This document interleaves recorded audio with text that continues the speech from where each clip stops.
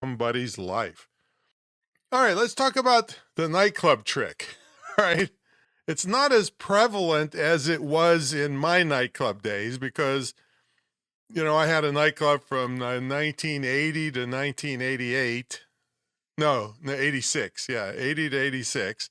Now, more people run tabs with credit cards nowadays, but in those days, it was more cash. And anyway, this technique, which I learned from a massive disco chain, I think it was the 2001 clubs. They used to come down to the lake near where my nightclub was, and we became friends, and they taught me a lot of the techniques that they used in this massive nightclub chain. Now, I can't really remember, but exactly, but it increased the tips for the waitresses about 30%, and they were extremely happy I taught this to them. And don't worry, I'm going to tie this into your business that has nothing to do with nightclub stuff, but I want you to know this story. And you get to participate in this little demonstration at least a little bit. And now, as soon as you can safely do it, not while you're driving or, I don't know, doing heart surgery or something. I'm not sure if any heart surgeons are listening. But I want you to take out a dollar bill, and also I want you to suspend logic for a moment. A lot of great things that we do in marketing are totally illogical, but they work like a charm, right?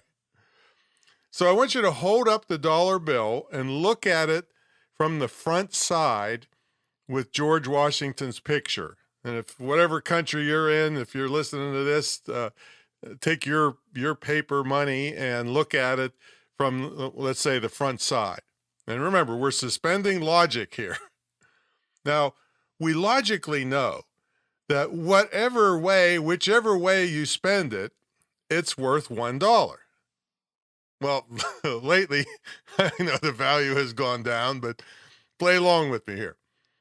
Now, this concept that the back side looks less valuable is part of the nightclub tip trick that I'm going to show you. So hold that in your mind. Chances are you felt, I remember suspending logic, that the front side appeared more valuable than the back side of the bill. Now, when the waitress, and we had exclusively female waitresses except for male dancer night, so don't give me any crap about being sexist. All right, they were all females. And when they would bring around the drinks purchased by someone, and that person that bought the drinks would pay her, many times with a $20 bill. So here's what I taught the waitresses to do. Oh, and there's another factor here, was that the tray that they brought the drinks on was usually wet and sticky. All right, keep that in mind too.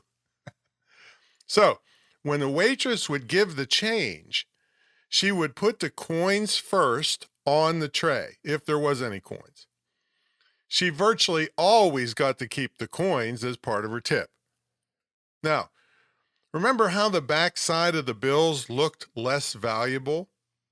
Well, she would put any $1 bills face down on top of the coins.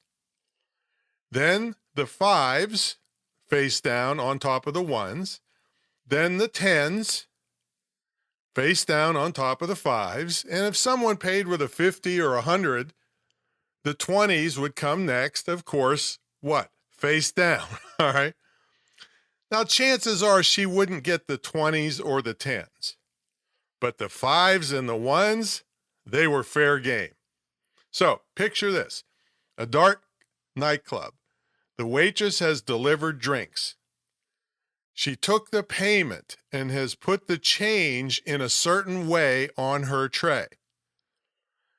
Then she was taught to hold the tray, and this tray might have other drinks for other tables on it. So it was justified that she would keep it close to her body so as not to spill the drinks on the table she was now at.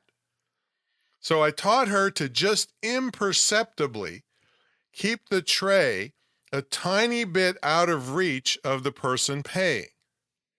Not so obvious that they had to get up and walk over to you, but just imperceptibly out of their reach. And usually it was a guy trying to impress a girl